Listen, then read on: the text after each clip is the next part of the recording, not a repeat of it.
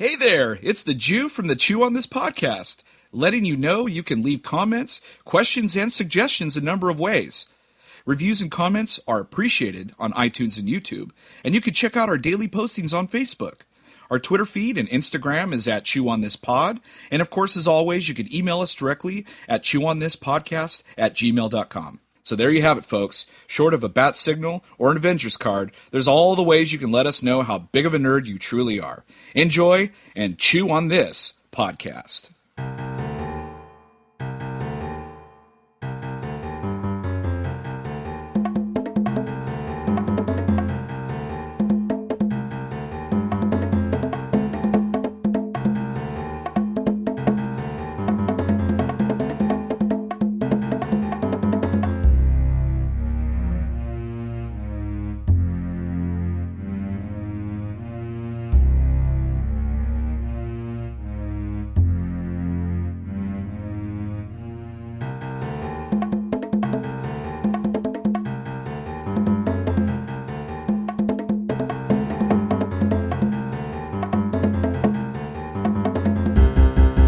Welcome to a very special episode of Chew on This, a Nerds United podcast. I'm BJ. Vic.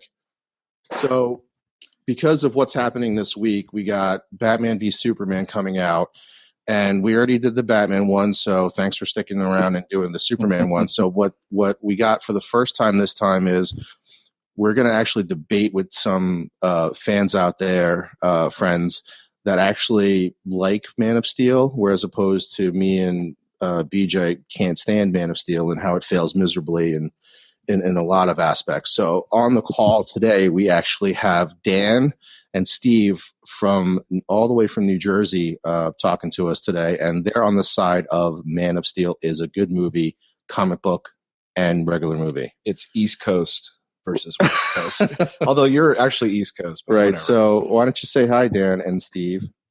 Hey guys, what's up? Hey guys. So let me a little background. So I met Dan through flag football. Didn't know he was a nerd like I was. Steve, I've never met before, I don't think. So why don't we, Dan? Why don't you tell me a little bit about yourself, really quick, about what qualifies you to debate with us today about Man of Steel, and Steve, you do the same thing. Okay, well, I'll start. Basically, I've been into comic books since my uncle actually turned me on to them when I was like around 9, and I've been reading them ever since. And I've pretty much watched every single comic book movie that's come out since then. So I feel that gives me like a good perspective on what would translate well from the comic medium into the movie medium. So have you seen the Roger Corman Captain America? I'm quizzing you here. Oh, no, not that one. All right, you're still okay. What about the Dolph Lundgren Punisher? Yeah. I did see that one, yes. Okay. Okay. What about the David Hasselhoff Nick Fury? Unfortunately, yeah. Okay. Okay. All right, you're good. All right. What about you, Steve? Kind of the same story as Dan. Same uncle turned me on to comic books, and I've been reading them most of my life. I actually own a lot of comic book memorabilia and paraphernalia and whatnot. Unlike Dan, I won't say that I've seen every comic book movie out there because I haven't, but I kind of see comic books through a clear lens. I'm not one of those crazy fanboys that if it's not like 100% accurate, the entire movie sucks. I for what it brings to the genre. So okay, that's good. Very cool. That's good because that'll be a good way to explain to us why you guys actually like Man of Steel. So do you want them to go first, or yeah, why don't you guys go first? Because throughout the entire podcast, of the 4 listeners that listen, they know that we don't like Man of Steel. So, yeah, so or anything Zack Snyder. So why don't you guys let us know collectively why you guys like Man of Steel? Absolutely. All right, let Steve take the first one on this. Okay, now I will be the first to admit that Man of Steel does have its flaws. It is by no perfection it's by no scale a perfect movie whatsoever. But I think what it brings to the comic book genre movie, especially for DC, the company itself, is really ahead of what we've previously seen out of Superman, such as Superman Returns and movies of that caliber. So I think a very interesting take on the movie, too, was that they didn't introduce the concept of kryptonite as Superman's weakness. He kind of fought his battles on an equal playing field with other Kryptonians of his caliber. So I think it really humanizes the aspect of Superman that he can get, the crap beat out of him from other things minus kryptonite, and there actually are other people of his caliber that can, pummel him down. So I think it's really good on that front. Now, while I will admit that the portrayal of Lois Lane is a little weak on that front, not mostly due to writing aspects, I think that overall it's a new take on Lois Lane where she's not so much the damsel in distress type where Superman always needs to save her, but she's kind of like a partner to Superman in that regard. So I think that really pushes the boundaries on that aspect of like the Superman Lois Lane relationship. And also the fact that like a lot of people do not appreciate what the colony ship was as the Fortress of Solitude. Now, I'm the first to admit that it is not the comic book Fortress of Solitude. It is far from it. It is a very good adaptation / prototype to the Fortress of Solitude in the fact that it is the place where Superman or Clark Kent learned of his Kryptonian origins and learned on how to be Superman. So on that front, I think it did very well. While aesthetically it was very lacking in the Fortress of Solitude that we all know and love, it was a good artist adaptation of what that movie's Fortress of Solitude could be. Also, this was one of the first, or in my opinion, the better movie adaptations of what Krypton was and its destruction. Now, the comic book wise, everyone knows that the Krypton sun is the reason why Krypton died. But in this movie, it was because they basically cored out the planet looking for raw materials and the planet collapsed in on itself. I think that is a very good, logical, real-world aspect adaptation of why the planet would be destroyed rather than the sun just blew up. So, and the fact that they made Clark, or Kal-El, given his Kryptonian name, at the time be the first natural-born Kryptonian in centuries, or generations, my bad. It really heightens on his importance of why he was the single Kryptonian to leave. Also, the fact that Jor-El was the scientist that discovered that the planet was going to be doomed really emphasized on the fact that he wasn't just like someone picked out of the bunch. There was something special about him. Okay. We got a debate here. Yeah, okay. Dan, want to add to that? Yeah, and I think building on what Steve said, basically DC doesn't have the best overall record when it comes to comic to movie adaptations. So I think that it did pretty well with the Nolan Batman series, and then when it came out with the Henry Cavill Superman, the Man of Steel movie, I think it showed that they could string together a couple of movies that actually made that made sense. They weren't complete and utter crap like Superman Returns was. So I think that, and also just the way the characters themselves were portrayed, like having Lawrence Fishburne be Perry was a great casting because he's in my opinion a great actor, and having Henry portray Superman was I think that he had the best Superman portrayal since Christopher Reeves. So I think that while it wasn't exactly how the comic book would portray Superman, I think that the casting choices that they made for the most part really, they really hit home on them.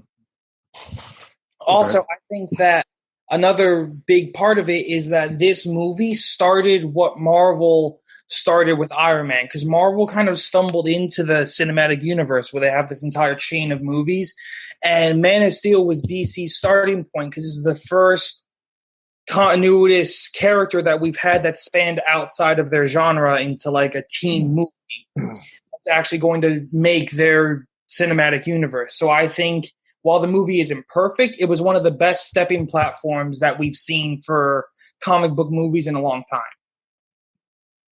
Okay. Are those most of your points, or? Yeah. Okay. So Did they just compare Man of Steel to Iron Man? yeah, I think they did. Right, So right. I wouldn't say they I'm gonna, just because that was the last thing that you said.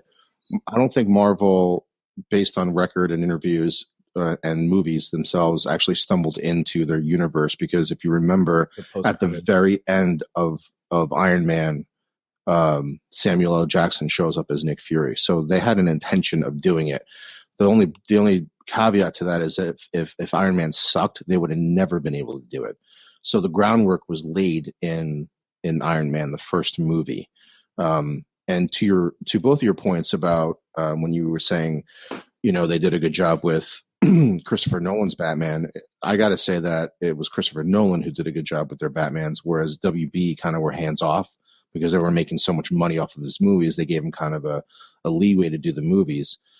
Because what you'll notice in what's happening now, ever since Deadpool came out, and this goes to what happens in a lot of things that me and Dan love, is not just movies and comic books and football. Because what ends up happening is that once one thing is successful, people try to just copycat it, yeah. but in the wrong way. So in this way, Man of Steel, when they were advertising or talking about the movie beforehand, they were saying they wanted a more realistic Batman. They basically used the same words and verbiage that they did for that Christopher Nolan used for Batman. And the problem that I have with that is that if you read the Superman comics and then read the Batman comics, unless there's one decade or so where Batman's kind of cheesy too, but for overall, Batman is in the darker. He basically works in the shadows, whereas Absolutely. Superman does not. He doesn't have that kind of feel or tone to his movies. And I'm okay with bringing Superman and Clark Kent into this day and age, but when you start using terms like dark and moody and brooding, and like that's not Superman. You can have Superman with emotion. You can have Superman trying to figure out who he is in the world, but he doesn't have to be dark and brooding. And everything that Zack Snyder has ever filmed has been dark and brooding. I don't think he's ever filmed anything happy. I think if he filmed his kid having a birthday party, it would be fucking dark and brooding. Well, Batman definitely lives in the, just look at Gotham and Metropolis. They're not both these dark places. Gotham is, but Metropolis is more like, the future of, tomorrow, that type of city. So it's lit up and all that stuff. And I think what they're trying to do aesthetically is try to be different than Marvel, but sometimes just to be different doesn't mean it's the right thing to do. So like, Superman's supposed to be Deadpool. Right. Superman's supposed to be much more, colorful. Just look at his suit is really muted and dark, and you can barely even tell. And it kind of contradicts what I did. One of the things I did like about Man of Steel is they took the symbol of S and didn't make it as an S. Like he didn't create it here. He said it meant hope. I did like that too. But then why the fuck is your movie so dark and brooding? the dark hope. Yeah, dark hope. Hope is at the end. And but every point that you guys brought up, those are the actual things that I actually did like about the movie. Yeah, everything that you guys brought up, love the Lawrence Fishburne. Amy Adams is a good actress. All those things that you guys brought up are the things that I like. There's some really badass moments in that movie because, like we've always said, Zack Snyder films a comic book scene better than anybody that I can think of. Oh yeah. But well, maybe other than Jesus, I can't think of his name right now. Who did the Avengers? Joss Whedon. Joss Whedon, you're right. Because there's some really good comic book scenes in that. But the problem is that it's what brings the movie together that we have a problem with, that things don't make sense. So just so you guys know how we think about movies, no matter what it is, I don't care if it's a talking monkey that talks out of his ass, as long as within that world that you build, that talking monkey that talks out of his ass makes sense. Like, don't tell me that this talking monkey talks out of his ass and then for the rest of the movie he talks with his hands and does sign language. That doesn't make any sense to me. Right. I want to see that movie, by the way. I want you to read that. But the Man of Steel movie that Zack Snyder was trying to do it didn't come through like it was supposed to. Like I didn't. Here's my problem with it is if you want a Superman that is gloomy or trying to figure out his place in the world and try to figure out himself, I need to care about Superman, and that didn't happen. I think it was you, Steve, who brought up Superman Returns not being a very good movie. I'll argue Superman Returns is a better movie than Man of Steel, and it made more sense to me with less plot holes than Man of Steel did.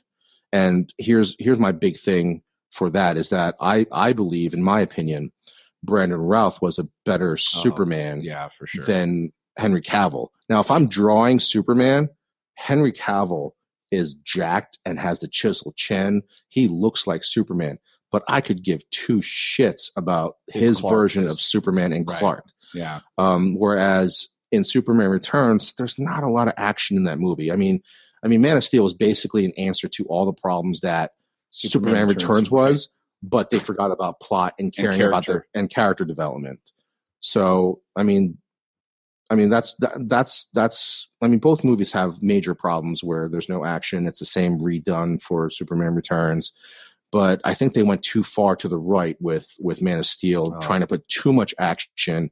And nothing's more evident now than what's happening of Henry Cavill's out there even 2 weeks before Batman v Superman comes out, and he is still trying to explain away the destruction that Superman causes at the end of the movie. Yeah, you can't explain that. If you're still defending the destruction 3 years after the movie came out, there's something wrong. There's something wrong. Yeah.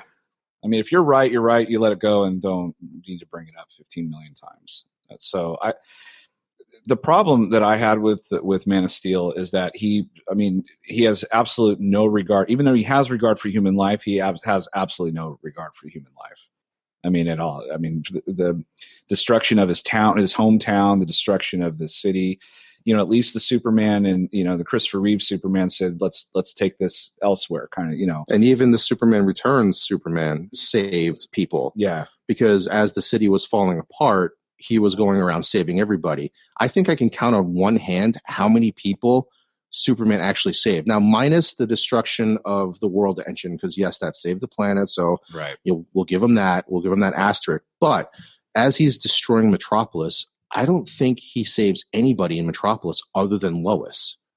No, and there's a really funny. I mean, you brought this up so many times in conversations, but that funny moment. You got to talk about that moment with the truck. Oh, okay. So this is not Superman. So the writers have always tried to explain that this is a Superman who's only been Superman for a week, which I get. So he doesn't understand the destruction that he causes in Metropolis as he is being thrown around, which, okay, in the heat of the moment of a fight, you probably don't care. You're just probably going to fight. However, there's one scene that contradicts everything that Zack Snyder and the writers and Henry Cavill have tried to defend. And the scene that I'm talking about is Superman is thrown to the ground. He basically bypasses and is thrown past all these people, all these bystanders just watching the destruction happen because they have nowhere else to go. They're in the streets, and he's thrown in front of this parking garage. Zod lands in front of him and then kind of like kicks over a gasoline tanker. And it's like an Easter egg because I think it's LexCorp. It's LexCorp, yeah. So that part happens, but instead of Superman actually stopping, and this tanker is moving really slow, where he could have just stopped it, he just kind of nonchalantly hops over it and lets the tanker destroy the entire parking garage. And because it looks cool. Yeah, and the fact that he just got thrown past a lot of bystanders, he has no clue whether or not that parking garage is void of people, and he just lets that thing be destroyed. So do you guys know the scene I'm talking about? Yes. Okay, so in your Superman, because you like the new you said you guys like the way that this Superman is portrayed. Well, given all the facts that, I'm okay with the fact that he's been in a week. I'll give him the fact that when he's being thrown around, he's not realizing destruction. But when he nonchalantly hops over a gasoline tanker and lets a whole entire parking garage get destroyed without even knowing what's in the parking garage and the people around it. Yeah, exactly. How do you guys defend that scene? Okay, well, you can approach this from a lot of different ways. One, I'm not disagreeing with you. That was a very un-Superman act the way it was written. You're 100% right. I do not feel that our like Boy Scout Superman would have let that gone by. Now, while we obviously do not see into what the character is seeing or whatnot, the argument could be made that he did use his X-ray vision or whatever. It's not my argument, but the argument could be made that he used X-ray vision to make sure someone was not in there. Now, why I disagree with that, because I do not think he had the time to do that. That is an argument to be made. But my argument, shown. But if you're going to argue, let's argue with what actually happens on screen. Let's not say like he could have done this, or just defend it in the fact that like something actually happened on screen, or his character development, I should say. Like something explain. I guess what I'm trying to get at is, if you want to defend it of what actually happens on screen based on his character development, based on things in the world that are happening right then and there. Because I would never defend a scene where it's like, well, maybe he did it off camera. Well, if it's off camera, it doesn't count. Or if it's not acknowledged on camera. Yeah. Or don't defend it at all. Yeah, make just our like jobs a lot Zack easier. Snyder just thought it looked cool. We can end the podcast now if you guys say we're both right. Yeah. no. I completely agree with that. But you also have to remember that they're portraying like kind of the aspect of, you can obviously tell that they're drawing more from the New 52 Superman with the inspiration for this character of how they made him. So the thing is that even in New 52, when Superman gets into a fight, and this is the more experienced Superman, in the heat of a battle, he does make mistakes like that. So my defense is that because Zod is posing such a threat to destroy the entire world, in the heat of the battle, he probably does not make the conscious decision that, oh, wait, there could be people in there. He's more focusing. It's kind of like the Doomsday scenario. He's more focusing on killing or defeating the thing that could possibly destroy the world rather than the parking garage and the Lexus in the parking garage behind him. But at that point in time in the movie, he had already saved the world. He's just stopping Zod now. No, yeah, but you have to remember what Zod said. Zod said that even without the machine, he would still enslave all of humanity and basically anything that he didn't want. So yeah, but if you remember the scene though, he hops over it like he's just walking over a puddle. But and in this case, the puddle destroys an entire building. Right. So I just chopped that up too. It was just aesthetically looks cool, but honestly, like when I watched it, I didn't think it was cool at all. I was like, what is he doing? That's so stupid. Like I got it right away. I was like, that's not cool. Like, what is that? But besides all the plot holes, I mean, every movie's got plot holes, but this thing like has so many moments in it where you're just like, what the hell? Like, what are they thinking? Right. Well, here's where I think they could have actually like saved a lot of well, not a lot, but I think Steve, you had mentioned the way that they showed Krypton, which was different. Every time we see Krypton, even in the Supergirl TV show, when we see like the Fortress of Solitude, it always mimics what Krypton's supposed to look like, and that's based on the Richard Donner version of it, or the Richard Donner movies that we've seen. I think it's also in the comic books like that, but in this version, it's very like mountainous and things like that. So it looked pretty cool. My problem was the fact that in the other versions they had no idea, and they like in the Donner version, the planet just starts blowing up because of the sun. The sun. Because they had no idea what was going on. They didn't know. And even in that version, there's this I can't remember where I heard it from, but they could have fixed the plot hole of well, if you knew this was happening the whole time, why did you build such a small ship? Yeah, in both instances, they could have built a ship big enough for the three of them to just fly off, and I've never understood. Didn't make sense either. Because even in this version, when Zod is stopped, they have, I don't know how much time passes, but they have this time where he's clearly been taken into custody and they get put on trial. Now I don't know how it works on Krypton, but you got to wait months and months before you get on trial in America. So I think it was right away. I'm pretty sure they just shot one of the judges with a species and a planet as advanced as Krypton was. I'm pretty sure they could have built or had ships already to go that could have gotten off the planet. I don't know, in all versions of Krypton, it looks like I wouldn't want to fucking work there or live there. That place looks awful. It looks awful. It looked it looked like Avatar for one thing, flying around on the beasts. Yeah. But it just looks drab and it doesn't look livable there at all. But I can't defend or not like that part of Man of Steel when the Donner version does the same thing. Yeah. Where like you're just like, why did you just build that? Just like that's straight from the comic books. Yeah. But I'm just saying, like, if you're gonna upgrade the story to where have Jor-El come with him. Yeah, like make it so it makes sense that they couldn't build a ship in time and they couldn't do. And the big, I don't know if this was supposed to be a twist in the movie either, but when they were trying to find the codex in the movie, that had all it inside of him. But they made it very obvious because, like, as it was disappearing, the bright white beams were shooting into little Clark's penis. And then I'm shooting little Kryptonians everywhere. Yeah, and it's like, well did that's Zod pretty. See that though? No, he didn't see that, but it was that. like, but it was almost like they were trying to do this little plot twist where, like, oh, the codex isn't on the ship. Like, no shit, it's in Clark. Okay, so what were they accomplishing there? He was going to go to Earth and start shooting his little. I have no idea. Kryptonian. Yeah, I don't know how he was everywhere. supposed to. That was never really addressed. Do you guys know about that or no? How were they supposed to regrow Krypton? Or how was Clark supposed to? Like, what was the point of putting it in Clark if you had no intention of ever actually doing it? What if he just growed old and died? And well, no, because on the quote unquote Fortress of Solitude that is presented. Ship of Solitude. Yeah, the Ship of Solitude. It's a colony ship. When he's that's right. He has all those embryos of Krypton ready to be seeded, so that way they can make new Kryptonians, and all they need is the codex that's inside him.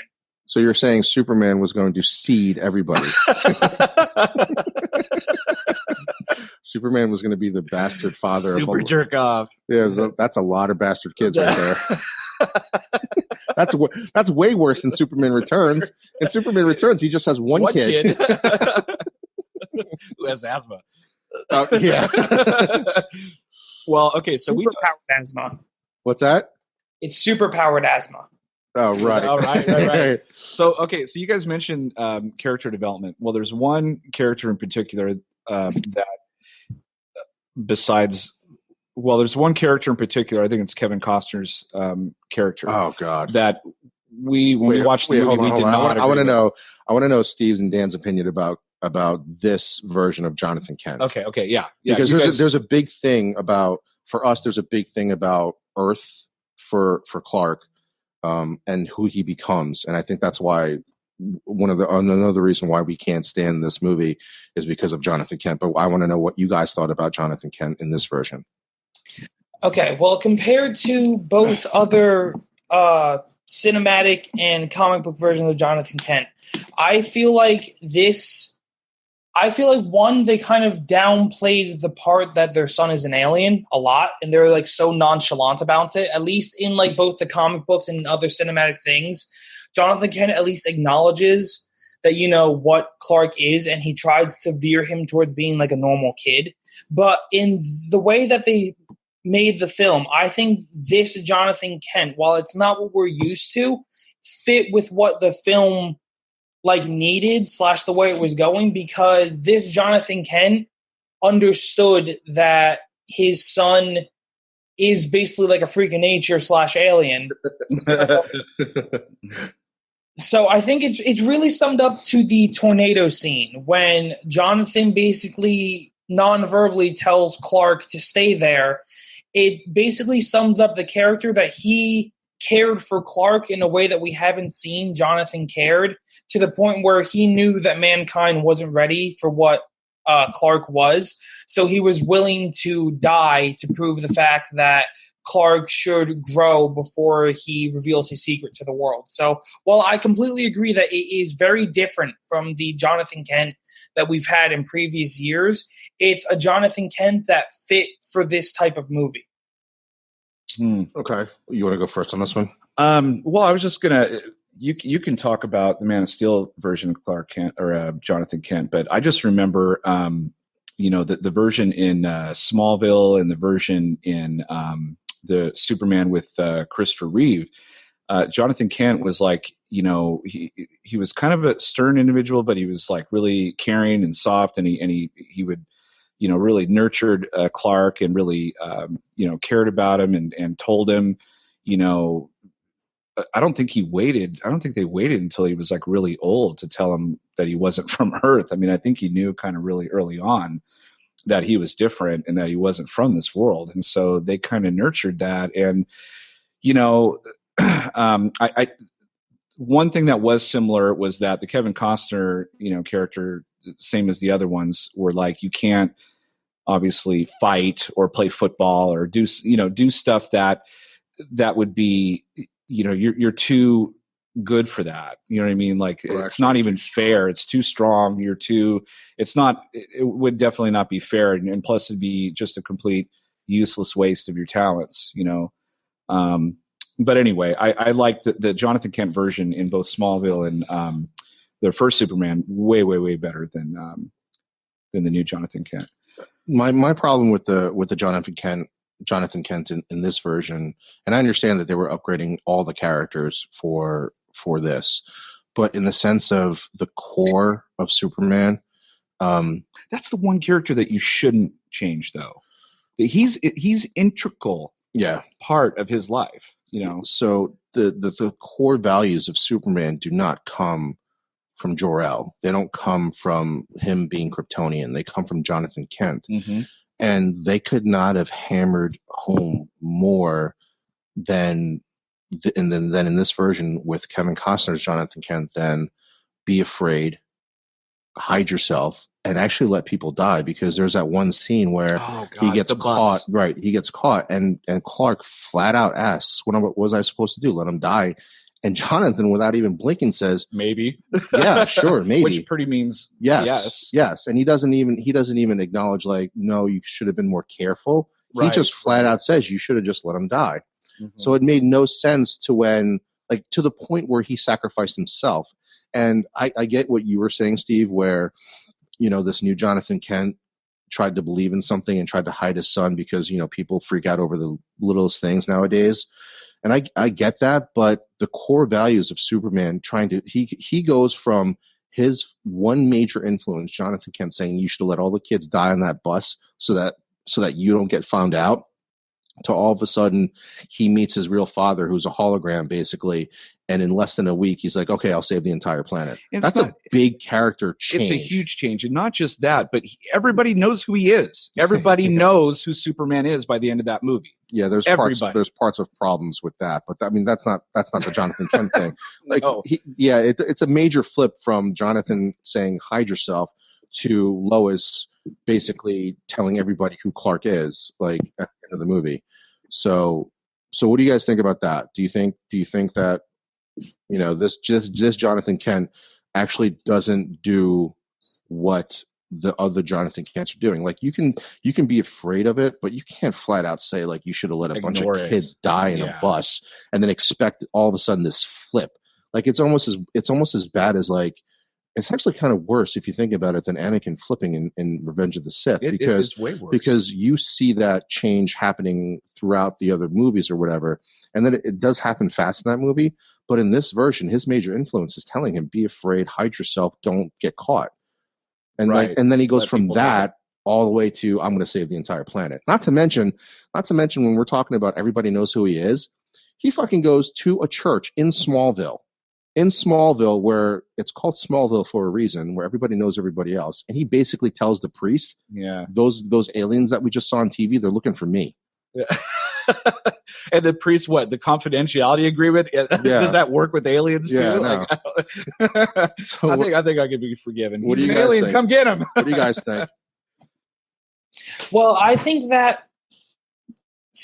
really speaks to what Superman in his core is, because you're completely right. In the other Jonathan Kents, he's kind of nurtured that different factor. And this one, it's they're not ready for you. They can't handle what you are. You need to hide yourself. But I think it's more of, not that you should like hide yourself for the rest of your life and let everyone die. But I think what Jonathan is saying is more along the lines of people aren't ready for you yet. When they need you, then they'll be ready for you.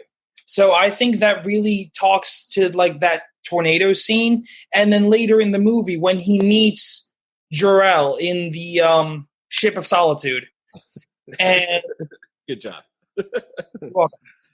and he's talking to him. I think it's not so much that Clark's had a 180, because Clark's always disagreed with Jonathan on that front, that he shouldn't save people. I think it's more of an acknowledgement that, you know what, I think the world is ready now because I know that I'm no longer the only one, or could be the only one. So I think it's not so much of a complete change of his character where he's like, I must stay hidden from the light, and then all of a sudden, no, I need to be called to the light. I think it's more of a, now I know that I can step out from the shadows because now these people need me and they'll be more willing to accept me. And also, they still didn't really accept him because the army, even after he gave himself up and said, I'll take responsibility for this, I'll save Earth by giving myself up. Fucking freak show from Christopher Maloney. Freak show from Harold and Kumar. He fucking says, like, fire on everybody in a small town. And like we watching this movie again, nobody saves fucking anybody in this movie. No. The army just fucking fires missiles into a small Main Street town. Nobody is evacuating the town. Superman tells the people who have the same abilities as he does, say, go inside. Go inside. What the behind fuck? That glass door. Behind that You'll creepy, be okay. Behind that Smallville creepy glass door, you'll be safe in there. Meanwhile, he's getting thrown through buildings and shit. The army, and then it isn't until Superman saves Christopher Maloney's ass where he's like, this guy is our friend, he's not our enemy. Really? What gave that away? When he was trying to save everyone else or trying to like fight these aliens that were fucking destroying the main street? Okay, you said freak show for Harold and Kumar, not the guy from SVU. Oh, yeah. What? Stabler. Yeah, Stabler. He's like, yeah, there you go. Wait, what's his name in the actual movie? Military guy, a douchebag guy. I don't know what his name is, but well, he dies anyway. Yeah, he dies. Spoilers, anyway. Everybody. But yeah, there's so many core problems with this movie when it comes to. My God, I would love to know the body count. Somebody needs to tell me the body count in Man of Steel. Here's the other problem, because somebody did the money count. Somebody said that it was like over billions in the billions. So that would mean like a lot of people died. Like a lot of people had to have died because there were buildings that fell before people got evacuated. Yeah, that's true. I don't know. One of the issues that I had was it was easier to figure out who Superman was, more easier than Green Lantern. But that happens in the comic books too. But I know, but Ryan Reynolds just has that little strap over his eyes, and you could tell who he is because his 5 o'clock shadow is the same all the time. But like Superman, like I just remember watching the Christopher Reeve run, and I think I've talked about this before, but like in Superman 2, I remember when Lois figured it out, because he burns his hand, he's supposed to have burned his hand. Good because you saw him transition. So good because you can see Christopher Reeve transition from Clark Kent to Superman. He was always hunched over with his hair all slicked back and his eyeglasses on, and you see when she figures it out and he goes, damn it, you see him like totally stand up straight and then take the glasses off, and you're like, fuck, that's Superman.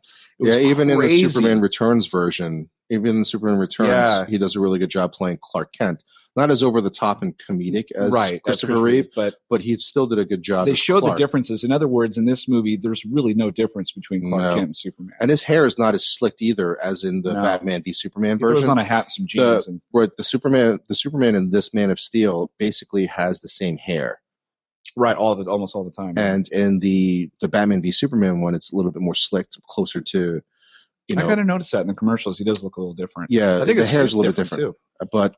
But in this version, there's really no distinction between Clark and Superman. And I know they're the same person, but the problem is that Lewis figured it out in what, like a month? Like in 2 minutes. Yeah, I mean that solved like the ongoing thing of all the time when Lois is supposed to be this Pulitzer Prize-winning reporter, yet she can't figure out the fucking guy that she works with is Superman because of glasses. Well, I think that's just the irony of it. She's just so they kind of fixed that part here, but there's other parts of like just tell her right away. A lot of people know who Superman is now, and there's lots of examples of that in the movie, where there's the one scene where, again, Lois somehow ends up where Clark is, and Clark, or Superman at this point in time, is checking in on his mom, and Lois gets out of the car, is brought to the Kent's house in a cop car, no further than like 10 feet away from the car. Instead of saying Superman, she yells out Clark, clear as day, to the cop. Right. And then Superman's within eyeshot of Perry and all those, and the new Jenny Olsen, and starts making out with Lois. And it's like, okay, well, now everybody in the entire world knows that you care for that girl, care for that woman. Because that was the biggest thing too. Yeah, that was the big conflict with Superman a lot of times, was that he can't get involved with anybody or let anybody know who he is, or let anybody know that he cares for people, because they would always go after them. Well, you just showed yourself to the world, and you just showed yourself to the world making out with this woman. So, yeah, I didn't like that either. I liked how they did in the original Superman, how Lois found out. I really liked that, because I think in a way, Clark or Kal-El or whatever wanted Lois to know.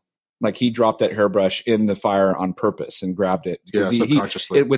Subconsciously, exactly. And I think this one, she just kind of figures it out. And I liked how Raimi did it in Spider-Man, even though he took the mask off every 5 seconds. I mean, Mary Jane didn't know until they kissed. Didn't know until the end of Spider-Man 2, when he has the mask off.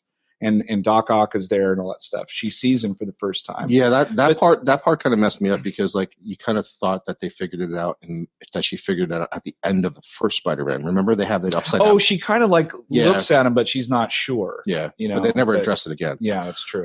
So what do you guys think about that? What do you think about everybody knows who Superman is after a week of being Superman?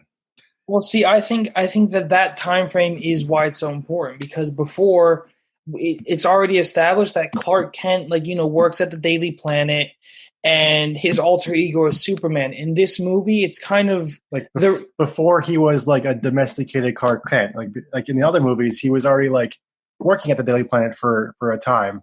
So you already saw like the more human based, like Superman. In this one, he doesn't act like Clark Kent, because it's, for most of the movie, it's the Clark Kent before he gets integrated into human society. For most of the movie, he's, by himself, and he's doing everything he can to not be seen or heard from. So that, in that way, I think that's why you don't see like the more normal, like human based Clark Kent than you would in the other versions of him. Exactly. And see, like Dan said, most of the time it's Clark Kent that's then Superman. This movie kind of did the reversal on that the fact that he's Superman first, and then he goes to be Clark Kent at the Daily Planet. So don't get me wrong, I love the fact when Lois, you're totally right, when Lois finds out that he's Superman before, it was phenomenal. Like, that was done perfectly. But the thing is that they couldn't do that with this movie, because they start off this movie with him doing all these weird acts of like kindness and of like superhuman strength and like all that oil stuff. Tanker. Exactly. He was running around looking for his dad or something, right? Or looking around for other Kryptonian artifacts, or trying to figure out where he came from. Was that what he was doing? Like journeying around with the beard, Duck Dynasty style? I think so. At first, it kind of seems like he's kind of like wandering around to try to find himself, but then I think when we get to Antarctica. Oh yeah, this movie's full of coincidences too, but I guess that it doesn't happen until the bar, where these two army guys are nonchalantly talking really loud about some secret alien base or some secret alien. No, they think it's a Japanese submarine or something. Yeah, something where they're talking really loud. And it's First of all, those army guys are dicks, and here's my argument for that. So Clark tries to save that chick from being basically sexually molested, right? So those two army guys who are trained and supposed to protect people are laughing at Clark getting beer and shit poured on him. And I'm like, army guys are dicks. Exactly. You guys are the two worst army guys. You guys first can't keep classified information under wraps, and then you let fucking a waitress get fucking groped by some dickhead, and you laugh at the guy trying to save her. assholes. They're the assholes. They're dicks. Right. So once again, army people don't save anybody in this movie. They do nothing, and they don't save any, and they don't believe in you until you say. And how the fuck did Clark get a job at a secret military base like a week later? Because remember, he fucking gets, basically he just leaves. Because the last scene you see him after he destroys the truck, magically kisses them. They forget everything. No, that's a different movie. Oh, that's right. It's the other Superman. So the last time you see him after the bar, you see him hitchhiking, I guess, to the place. And then the next time you see him, he's got a job named Joe. There. It's like, oh, that's Joe. It's like, okay, well, how the fuck did Joe get a job? He's working for 3 days, and you act like you've known him for years. Secret military, it's a secret military thing. And why does he need a job to go there? Yeah, just go there. Yeah, he's just like, hey, can I get a job?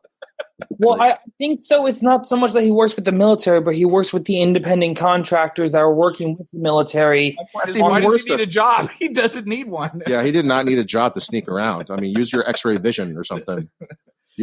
You have these powers. Nobody will see you.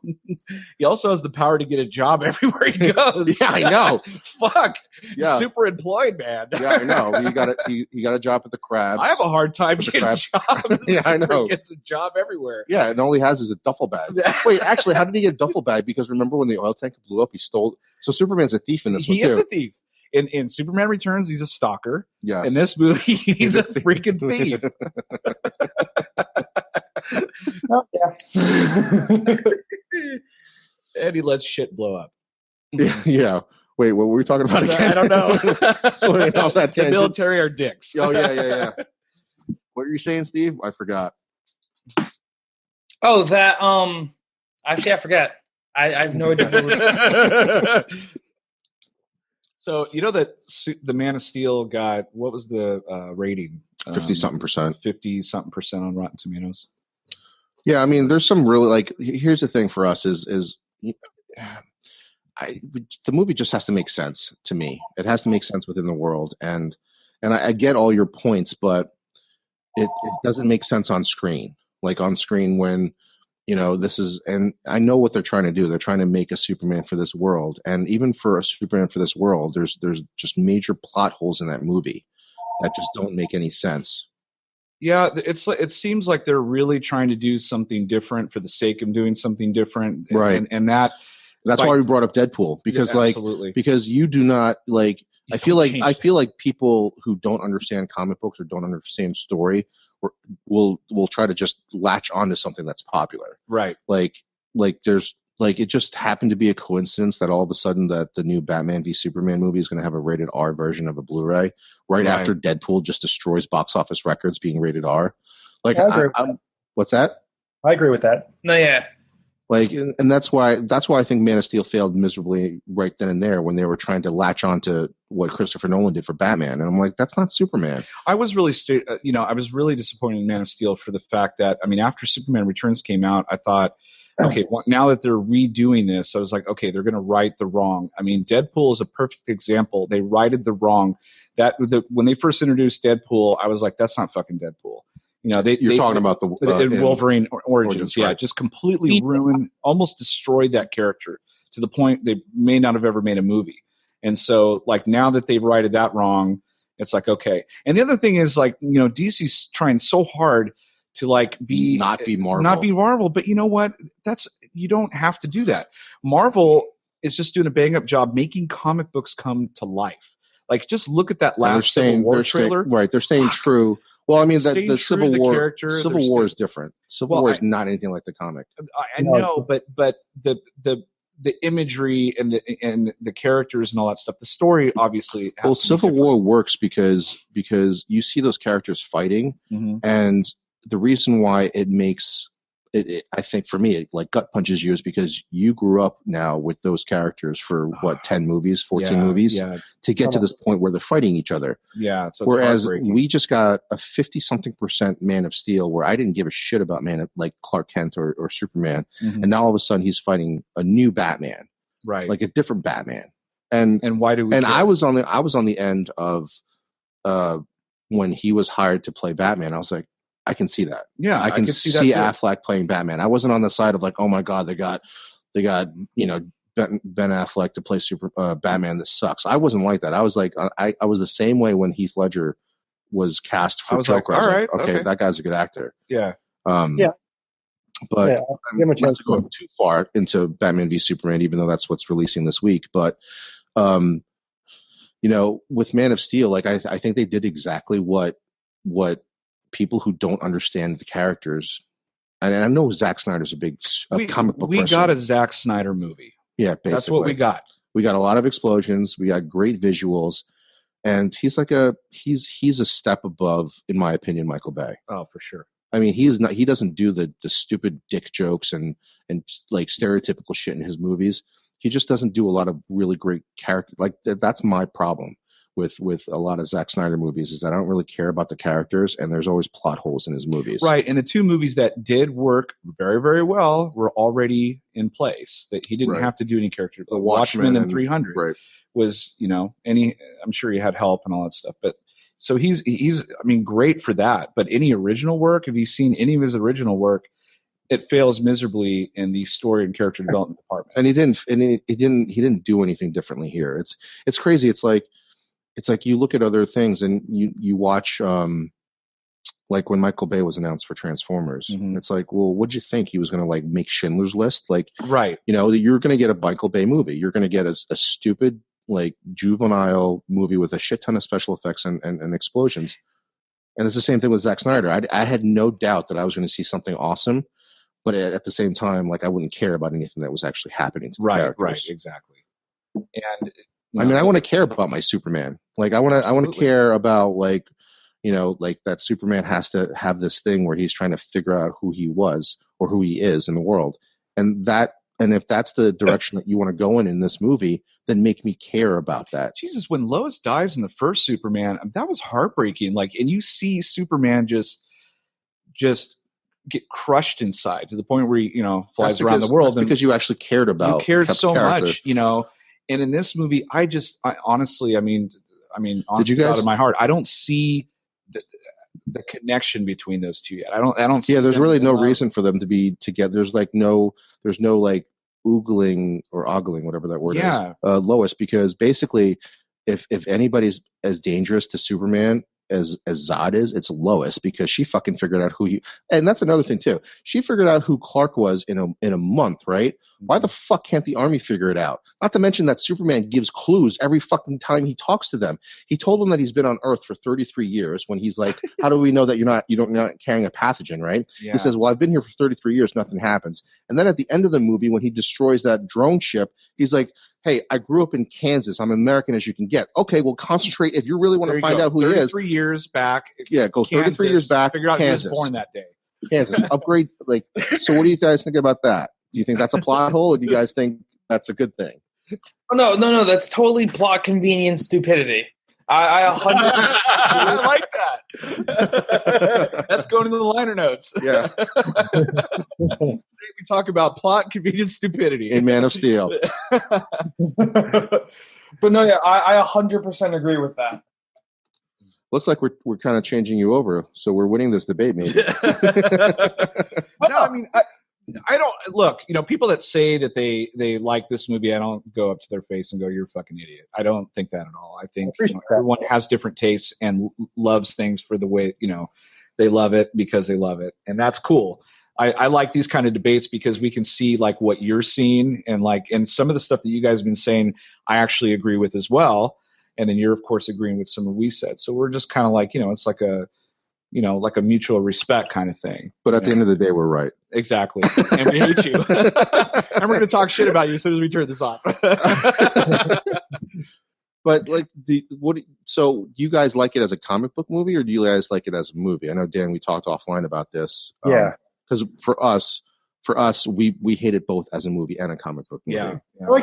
I like it as a movie. I think, like, back to your guys' point of like in the more like DC like cinematic universe thing, I completely agree with your point on that. That it's like DC wanted their movies to be something that isn't Marvel just for the sake of not being Marvel, right? And they did take because Nolan's Batman did so well with the whole darker, like realistic version of it, and then they're trying to make it the whole universe like that with both Man of Steel and then with Batman vs Superman is coming up. So in that respect, I do agree with you guys that they should have been more. They should have differentiated more between what Batman is, which is that his whole character is being dark and brooding, whatever, and Superman being like all American, like apple pie, bright sunny days, whatever. Mm-hmm. So in that respect, I do agree that it wasn't the best comic book Superman movie, but it was the best one that we've had in a long time. Do you think that? Well, first of all, I think Man of Steel didn't do too bad at the box office, right? No, it did. It did okay. I think it did better than Superman Returns. Yeah, I know. Sure. Yeah. Well, Superman Returns had all that extra baggage money they had to make back from the earlier drafts and all that shit. Oh, right. But I think it made enough money to move forward to this movie. But everything on the DC universe, don't you guys think, hinge on Batman v Superman? If this movie fails, it's over. It's just gonna. The whole damn thing's going to topple down. Yeah, it's going to collapse. They built it like how Marvel did it was they built it from the ground up, like did Iron Man, like a base, and like you guys, to your guys' point, it did really well. But they had other movies too. They had the Incredible Hulk. They had Thor. They did Captain America. They had all these individual movies. See, I think what he's saying is though that hinged on Iron Man. If Iron Man didn't work, right, you wouldn't have those. Right. So when they did well, they realized that they could go forward with a successful formula and build from there. So then you got all the individual superheroes like Thor and Captain America, and then it went out to the Avengers and it went from there. What DC is doing is they're doing the team up first. So if Batman versus Superman and like the 60 other people that are supposed to be in this movie, and it doesn't work, then every movie, The Flash and Aquaman and Green Lantern, that's all the solo movies that are going to come out for it, aren't going to work because no one's going to give a shit about them. Have you noticed also that all the artwork and everything that we've seen about the Justice League, every single one of this artwork and everything for all the individual players, they all live in the Zack Snyder universe, which is dark and brooding. Well, Zack Snyder is doing Justice League movie part 1 and 2. Right. I think it's a huge mistake. DC Universe is the Zack Snyder show. It's which is I want to know the person who actually hired Zack Snyder. And I want to ask him some basic questions. Like, did you not see any of his other movies? Yeah. Right. Did you realize that you were just going to get a spectacle? I think the only way that comic book movies work is when you care about the character. Right. If you just want to just throw a bunch of shit on TV, or I'm sorry, not on TV, on the screen, and not care about anything else, you get Michael Bay. Right. And then, again, Zack Snyder's not Michael Bay. He's a little, but like, what were you thinking? Like, did you think you were going to get like? Nothing that he did up until this point showed you that he could build character development. Right. And then now you give him this multi-billion-dollar contract. Well, I think it's because the basis of Superman Returns, a lot of the complaints was he didn't, like Kevin Smith said, he didn't punch anything, he didn't kick anything, he didn't do anything. He got a bullet in his eye or whatever that was, and then Lex Luthor cut him. That was a cool scene. He gets cut with the kryptonite thing, and he flies an island out of the bad real estate thing gone wrong, and it was a fucking boring movie. But you still cared about Superman. You did, but the movie. I mean, you come out of that movie going like, "Fuck, that movie was terrible," but I love Brandon Routh. Yes. So this movie, you're going like, okay, they're like, what are we going to do different? And Zack Snyder's like, this is what we're going to do. He's going to fucking just blow shit up, and people are going to love it. I have to say, I'm watching this movie. I didn't care about the action at all. If I had cared anything about Superman at all, I would have been digging the shit out of that action because it is a spectacle. It is a spectacle. When you watch the Avengers and them doing their shit, you're creaming your pants. You're like, oh my God, I never thought I'd ever see that in my life. But you cared about what was going on. Right. Like, you cared about the characters. Something like there was that one scene in Avengers 2 where there was rumors that somebody was going to die. And then Ultron grabs Thor by the throat, and I'm like, "Oh fuck, here it comes!" Yeah. But because I'd watched Thor and cared about Thor from 2 movies before, or 3 movies if you count the Avengers, and they character developed Thor and what he had to go through to get to that point, I actually cared about what was happening to Thor. At no point in time, and I knew Superman wasn't going to die, but you still get sucked into this you still get sucked into the story if the story is good. I think on one of the other podcasts we were talking about. Crying at the end of Toy Story 3. There was no way they were going to fucking, burn all those fucking toys at the end of Toy Story 3. and make all these kids cry. Could you imagine like a burned up Woody? Like they were never going to do that. Right. You never but because the story was so good and you cared about the character so much, you got sucked in and you thought they were going to die. You thought E.T. was dead. We've also talked about that in pretty much Marvel. What they've done, they've hired people, the right directors, the right writers. Yeah, most of the people had no background. Like when they hired Kenneth Branagh to do Thor. Yeah, Kenneth Branagh was known for Shakespeare, like big character movies or Shakespearean type movies, and they got him to direct a special effects laden movie. And when he was hired, I was like, oh great, that's probably a great hire. But when they hired Zack Snyder to do Man of Steel, I got the exact movie I thought I was going to get. Absolutely. So what do you think about? So you guys agree with us on the fact that like DC is actually failing versus Marvel in what they're doing? Well, cause see that's the difference, is because since 2008, when Iron Man came out, we were getting a comic book movie. Marvel made their intentions clear that, like you guys said, if this does well, we have other movies to follow it. But see, the problem is Marvel's had now 8 years to build up to the point that they're at. DC doesn't have that groundwork. So what DC's doing is, instead of giving us a comic book movie, they're giving us like an action movie. That's the main reason why Zack Snyder's there. Like, yeah, I completely agree with you guys. Zack Snyder's not known for his character development, but like with the explosions and the fighting, that's Zack Snyder. He does that very well. So see, that's the problem that DC's having, is that they're not making comic book movies. They're making like action movies with comic book characters, because they're trying to make up for the lost time that they have against Marvel, because they want to get to like that Avengers point, basically with the Justice League, and they know that they don't have the time to lay all that groundwork with all these individual movies and stuff like that. So they're getting away from the comic book genre and basically making action movies with comic book characters in them. That's a big mistake, and I can see what you're talking about too. Totally. Because some of the best movies that have come out are not, they transcend the genre. One of the best movies that have ever come out for this genre of comic book movies have never been talked about as a comic book movie. The Dark Knight was a crime thriller. That's right. Captain America Winter Soldier was a spy thriller. Yeah. Those movies transcended what it is. And you're right. Straight up, Man of Steel is an action movie. It has a comic book character in it, but it has action so over the fucking top that it's just hard to deal with. Like too much. Like, man, some of the movies that the best comic book movies are not comic book movies. Right. They're just a straight up movie. And I think what we've all said on this podcast is DC is just banking on the fact that people want to go to their movies because of their characters. I mean, characters from the comic books. Mm-hmm. I mean, they have arguably the biggest three comic book characters in all of comic books. They have the biggest one, Superman. They have the second biggest one is Batman, and they have Wonder Woman.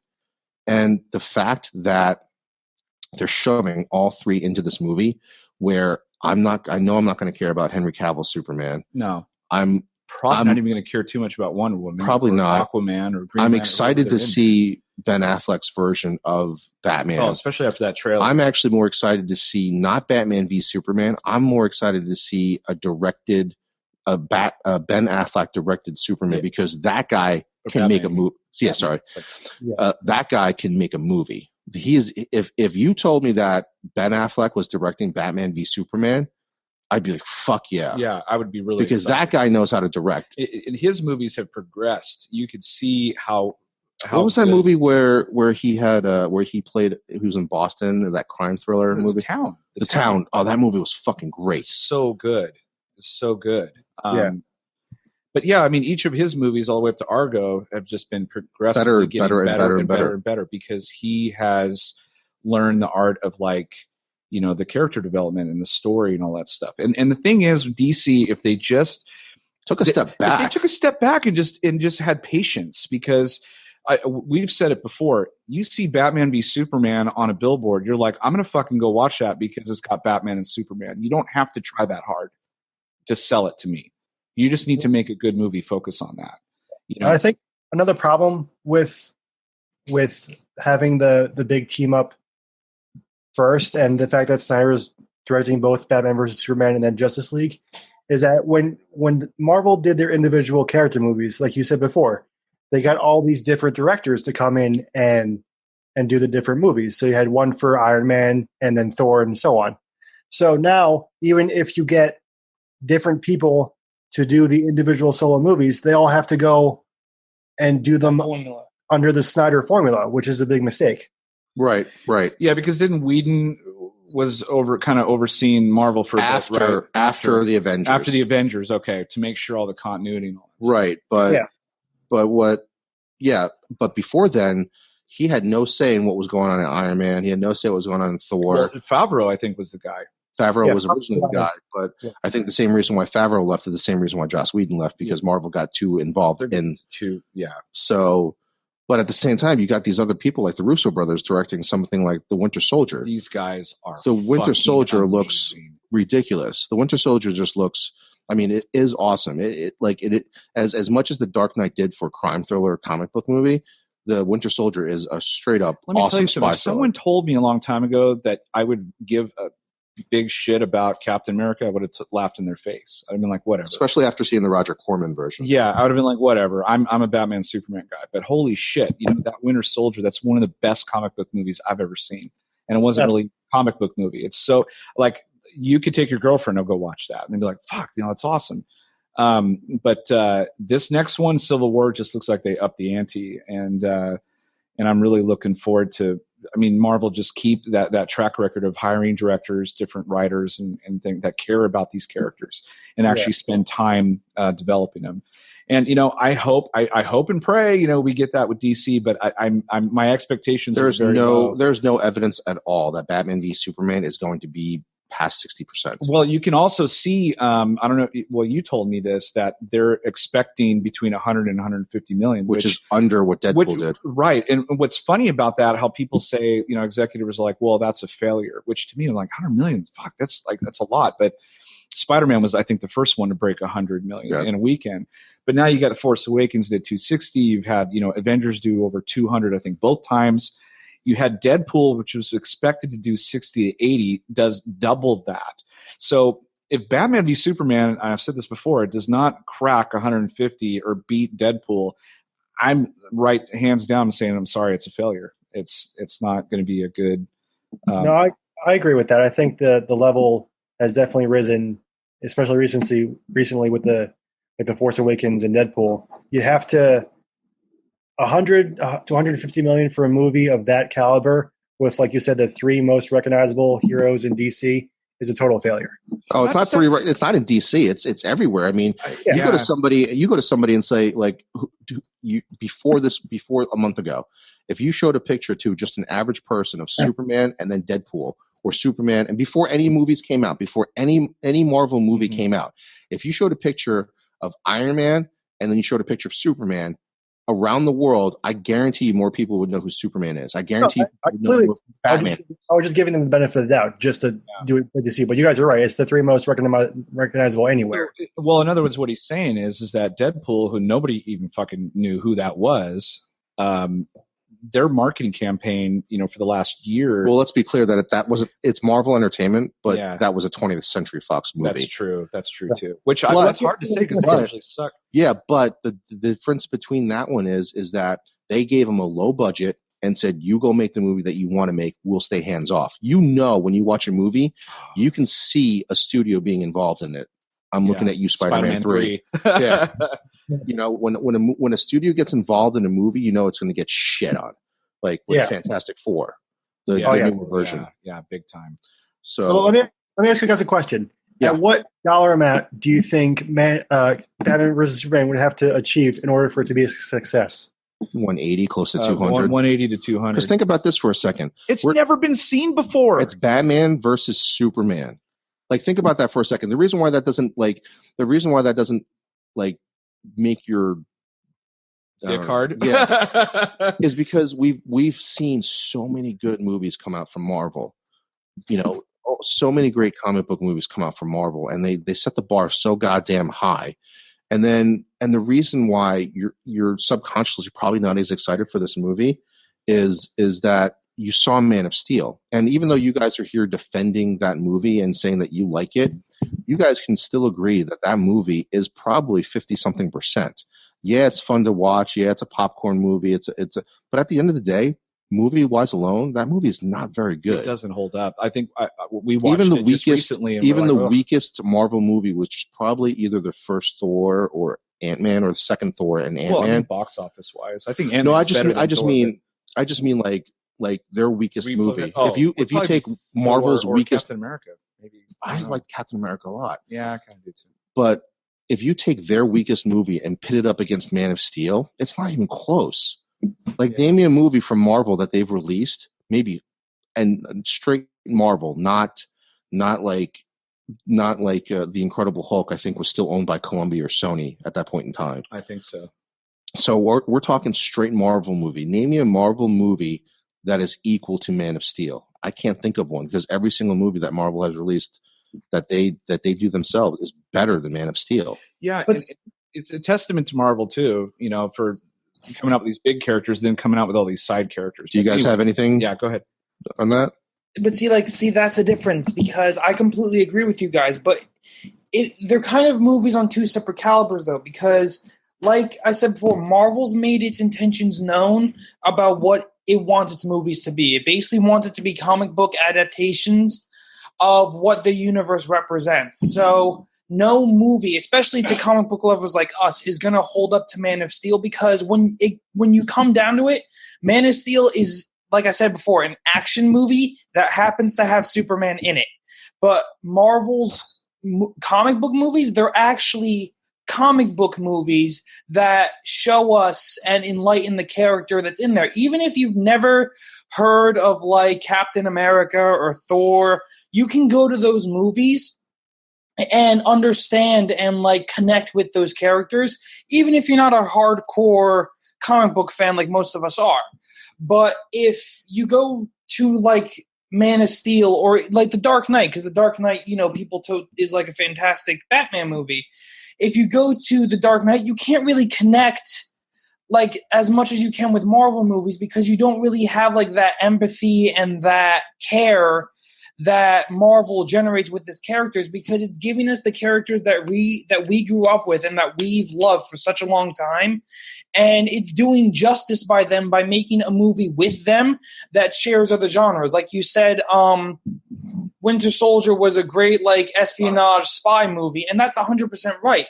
But that movie worked perfectly with the characters that were in it. The fact that you had Captain America and the great portrayal of Winter Soldier as like the Russian spy, and the fact that they went so deep into like previous movies. Like in that movie, we found out how Howard Stark died. It was a great connection to the first movie, to the first Cap movie, because we have Armin Zola being the computer screen in an underground bunker and has actually manipulated S.H.I.E.L.D. into Hydra what it is. The problem with DC is they take their movies in like a cube. It's like this is the Man of Steel movie. It doesn't go anywhere outside this box. This is just what it is. Same thing with Dark Knight. This has no reference to anything else but Dark Knight. So this is just what it is. Yeah, I think Batman v Super. I think you're right. I think Batman v Superman will be the first time that DC connects the movies together because of the destruction of the city and Batman Bruce Wayne watching the destruction, right? Doesn't he run? That's why he's upset with Superman. Yeah. So this would be the first time we see the connection. But I think that DC is just rushing to catch up to Marvel. I think and that's why they're failing. And that's why they're failing. I 100% agree. So there's two reasons I think they're failing. They're rushing to get to their version of the Avengers, which is crazy because the Justice League was first. Like, that's so true. All the people who don't read comic books, Justice League was first. Marvel followed and made the Avengers with B characters and C characters. So there's this huge flip of like, if you go back to the history, and Steve and Dan, you know this 100%, that Justice League was the first team up of superheroes, not the Avengers. And in the world of comic books, Justice League kicks the Avengers' ass. Big time. But in the movie version, and normal people mess. going to the movies now, they're like, well, so now you're going to do Justice League. What's that? You know, not knowing that was the first superhero team up. And they didn't team up B characters. They teamed up A characters. They teamed up Batman, Superman, Wonder Woman, Aquaman, all the major characters that they had. They teamed up all together. Avengers was like, okay, let's do Iron Man. Nobody really cares about him, so we'll make his issues get a little bit more money by, putting all these B characters together. It wasn't Spider-Man in there until much later on, It wasn't the Fantastic Four in there until much later on, or the X-Men. So those guys stayed out of the Avengers because all these other characters needed, their books to sell better. Right. So that's the one reason, is that they're rushing it. The second is that DC is very reactive to what's going on instead of being proactive. And to tie into what, me and Dan love too, of football, is it's like the NFL. They're instead of being proactive about like domestic violence and shit like that, they're just reactive to everything going on. And DC is the same way. It's like, okay, well, we know Marvel has been building this thing this whole time. Why the fuck didn't we think about, hey, we have Batman, Superman, and Wonder Woman. Why didn't we think about doing a Justice League? Now all of a sudden Marvel's making a shit ton of money doing what they want to do and telling the stories they want to tell. Now because they're reactive to Marvel, they're trying to play catch up. So one thing plays into the other. They're Sega right now. Seriously, they're Sega. And what happened to Sega? Sega's now making games for all the other consoles. Yeah, Sega's now making. So DC's going to make movies for Marvel now, or Marvel's pretty much. Well, Marvel will feature Batman. Now, if Marvel is making a Superman movie, I'm fucking there. Yeah, you totally nailed it out of the park there with that. But, they're just very, very reactionary. I mean, all year long they've been reactionary about Batman v Superman and their other movies. Have you guys been keeping up with it? Do you guys do what we do? We go on the internet like every day and like read like news because we're big nerds. Have you guys been seeing all these articles out there where they're basically still defending Man of Steel and trying to what was the last thing that Zack Snyder did? I forget. He did something. I think he was was he defending the Destruction again? Yeah, always. Oh no. It was Suicide Squad. Yeah. It was Suicide Squad where they kept like trying to tell us like Jared Leto's amazing. Jared Leto is so in depth in the character. I'm like, okay, so what you're telling me is you want me to have this nostalgia remembrance of how into the character that Heath Ledger was, and you want me to think that this movie is going to be as good as The Dark Knight or as good as Heath Ledger's Joker. Instead of saying things like Jared Leto is just has this whole new spin on it, they're talking about all the same shit that Heath Ledger did with the Joker. Right. And it's like, okay, we get it. You want us to remember how good, or try to remember how good Heath Ledger was, and you want us to know that Jared Leto is putting in the same dedication. Well, everything that I've seen out of that trailer blows. Yeah, you can't. Yeah, everything that they're saying, they're not backing it up. It's like they're trying to defend the movie before it even comes out, like months before it even comes out. Have you guys been seeing that?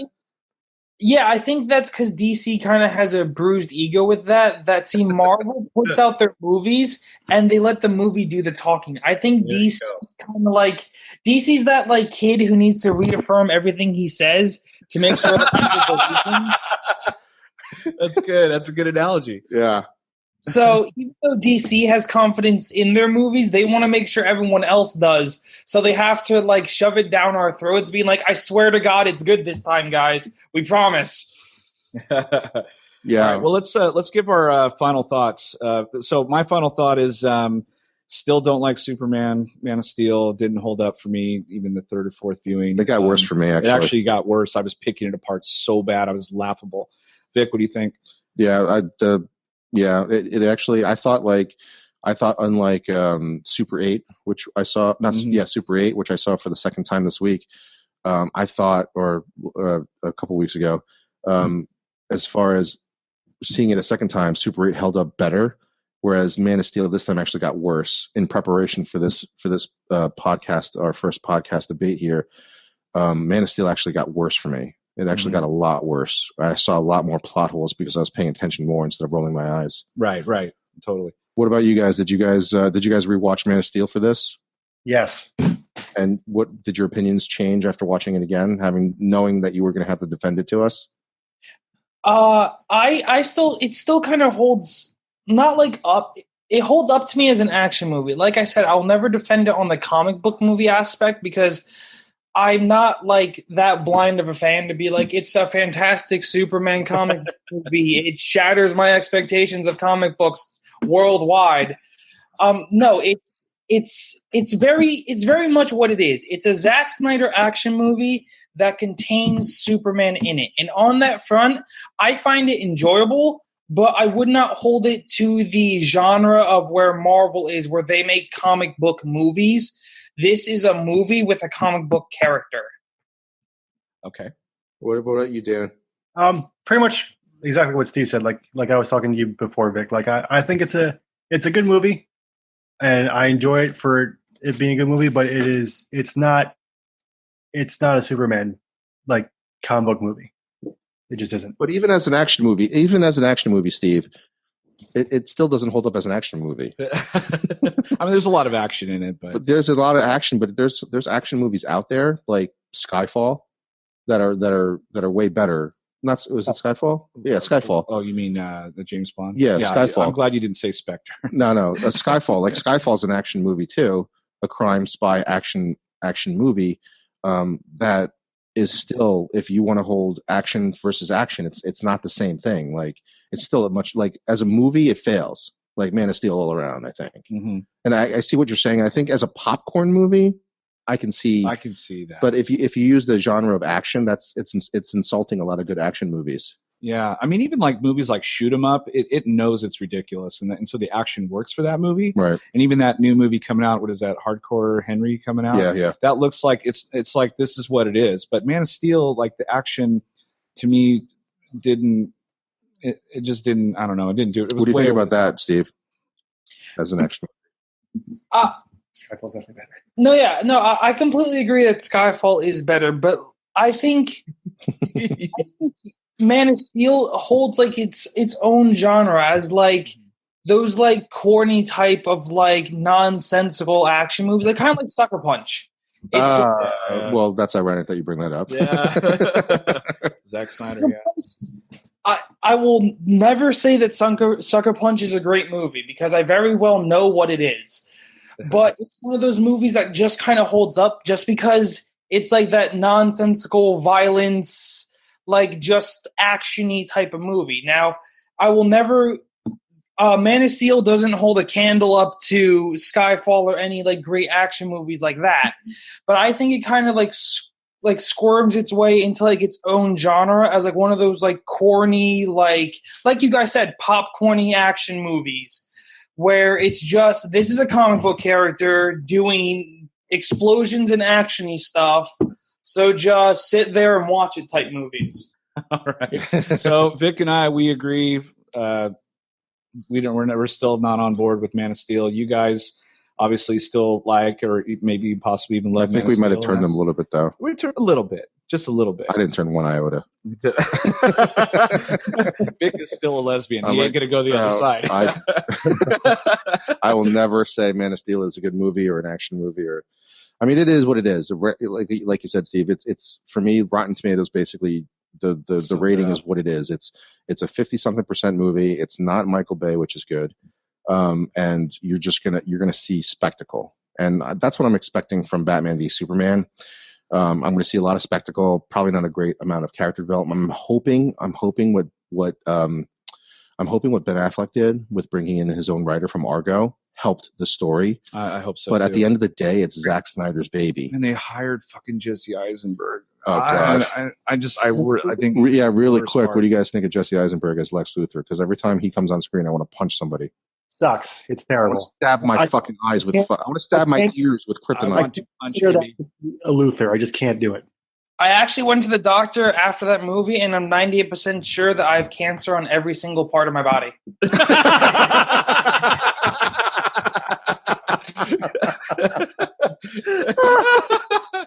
That's great. Get some super serum, turn into Deadpool. Yeah, go get a green suit. Go get a green kryptonite suit. It's not animated, I'm fine. Yeah. All right, guys. So, hey, I really appreciate you guys. Yeah, thanks for taking the time. We appreciate it. Yeah, it was a great pleasure. Thanks for agreeing with us. We can edit this there. I absolutely loved Man of Steel. No, hated Man of Steel.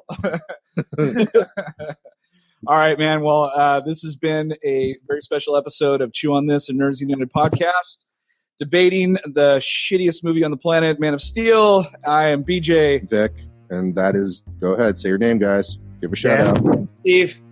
And Steve. All right, guys. All right, Take guys. care until Thanks. next time. Later. Talk to you guys later. Bye. See you.